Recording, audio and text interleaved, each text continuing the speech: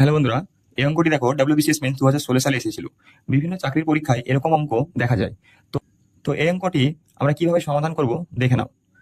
এখান থেকে আমরা এই যে 999 রয়েছে এটাকে কমন নিয়ে নেব। তাহলে 999 যদি কমন নিয়ে নিলাম, এবার এখানে কটা 999 আছে? একটা, দুটো, তিনটে, চারটে, পাঁচটা, ছটা। তাই আমরা কি করব? গুণিত 6 দিয়ে দেবো। এবার দেখো, এটাকে যদি আমরা গুণ করি, 6 9 54, 54 4, হাতে থাকছে কত? 5।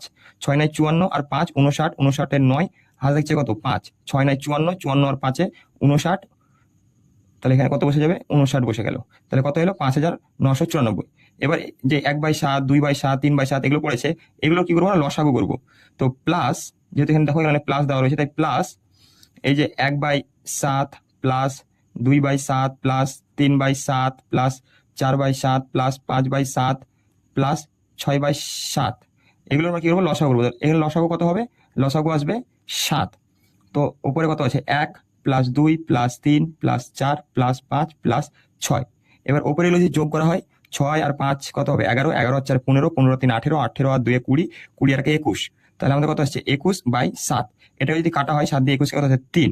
এই যে 3 পেলাম, এর সঙ্গে যোগ করে দিতে হবে। তাহলে আমাদের উত্তর কত আসবে? 5997। তো দেখো অপশন বি হয়ে যাচ্ছে আমাদের সঠিক উত্তর।